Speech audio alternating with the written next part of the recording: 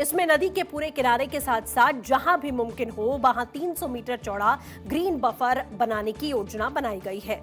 Draft plan में खास तौर पर कहा गया था कि बाढ़ वाले इलाके में कोई पक्का निर्माण नहीं किया जाएगा और तटबंधों के साथ में 75 से 100 मीटर चौड़े ग्रीनवे के जरिए लोगों के आने जाने का रास्ता बनाने का प्रस्ताव था, जिसमें साइकिल चलाने, टहलने के रास्ते और आरामदेह मनोरंजन को शामिल बताया गया था। अधिकारियों ने बताया कि नई योजना कोर, फ्लड प्लेन और आउटर बफर के बीच अंतर करती है, जहां O1 को अब भी सबसे ज्यादा सुरक्षा मिलती रहेगी और O2 पर अब सख्त पाबंदियां नहीं होंगी और वहां नियमों के तहत में मनोरंजन से जुड़ी हुई गतिविधियां हो सकेंगी। आपको बता दें कि जो इलाके O जोन का हिस्सा थे उनके लिए अब विकास के अलग नियम लागू होंगे। हालांकि प्रस्तावित इस्तेमाल मनोरंजन और नियम कायदों के दायरे में है, फिर भी पर्यावरण योजना और स्थानीय निवासियों ने पहले भी इस बात पर चिंता जाहिर की है कि बाढ़ के मैदान यानी कि फ्लड प्लेन में बढ़ती गतिविधियों, बुनियादी ढांचे का वहां के पारिस्थितिकी और बाढ़ प्रबंधन कार्यों पर क्या असर पड़ सकता है।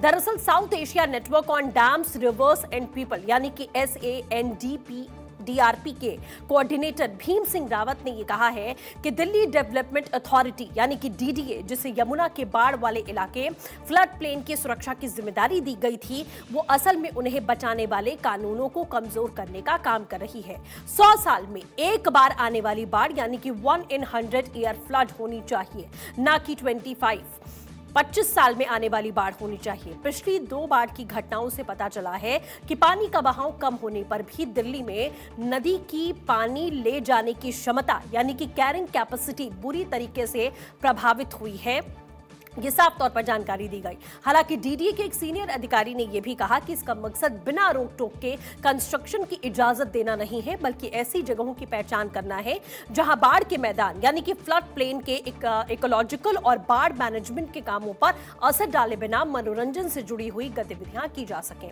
यह प्रस्तावित बंटवारा ऐसे समय में हो रहा है जब अधिकारी यमुना के बाढ़ वाले इलाके यानी कि फ्लड प्लेन की जमीनी हद तय करने और उसकी सफाई का काम कर रहे हैं। नेशनल ग्रीन ट्रिब्यूनल यानी कि NGT ने एजेंसियों को जमीनी स्तर पर हद तय करने के काम में तेजी लाने के निर्देश दिए हैं।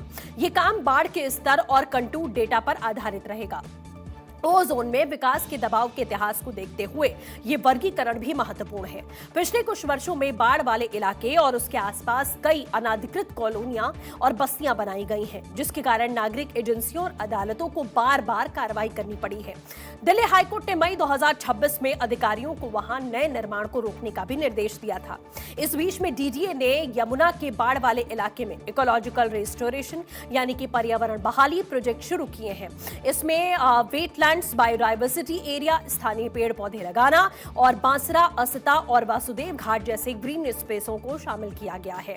मास्टर प्लान ऑफ दिल्ली 1962 के मुताबिक एक नियोजित दिल्ली के निर्माण में भीड़ कम करना था। बड़े पैमाने पर नियोजित विकास हुआ, लेकिन भीड़ भाड़ और अनियोजित विकास की समस्या बनी रही।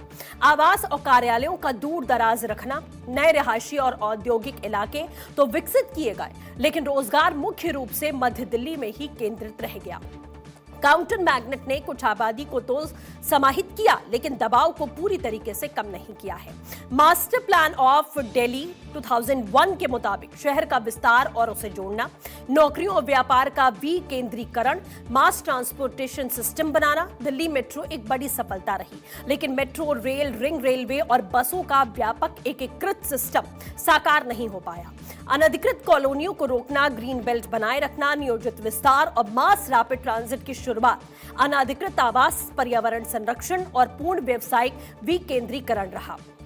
मास्टर प्लान ऑफ दिल्ली 2021 के मुताबिक बात की जाए तो नए घरों के लिए बढ़ावा देने वाली योजना में हर साल कम से कम 75,000 घर बनाने का लक्ष्य था।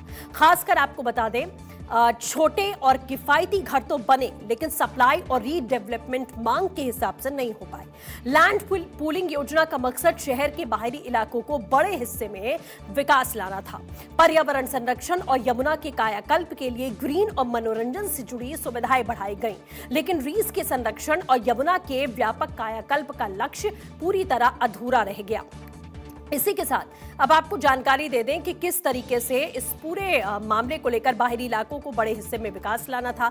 पर्यावरण संरक्षण और यमुना की कायाकल्प के ग्रीन और मनोरंजन से जुड़ी सुविधाएं बढ़ी, लेकिन रीस के संरक्षण और यमुना की व्यापक कायाकल्प का लक्ष्य अधूरा रह गया। दिल्ली के बाहरी इलाके में स्थित लगभग 70 गांवों के एक नए ग्रीन डेवलपमेंट एरिया को कमर्शियल यूज के लिए इस्तेमाल किया जा सकता है, जो कि दिल्ली विकास प्राधिकरण की दिल्ली 2047 की मास्टर प्लान का हिस्सा है।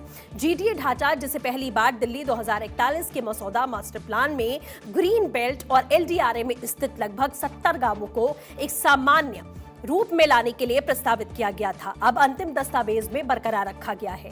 आपको बता दें कि मौजूदा योजना ढांचे के तहत में अब तक 47 गांवों में नए आवासीय और कमर्शियल निर्माण पर प्रतिबंध लागू है, जबकि 23 गांव एलडीआरए नीति के अंतर्गत आते हैं। कुल मिलाकर इन 70 गांवों को जीडीए में लाने का प्रस्ताव है। एमपीटी 2041 के मसौदे में इन क्षेत्रों में शिक्षा संस्थानों, वाणिज्यिक प्रतिष्ठानों, स्वास्थ्य सुविधाओं, खेल और मनोरंजन सहित गतिविधियों की एक विस्तृत श्रृंखला की अनुमति देने का प्रस्ताव था, जबकि पर्याप्त हरित आवश्यकताओं को बरकरार यहां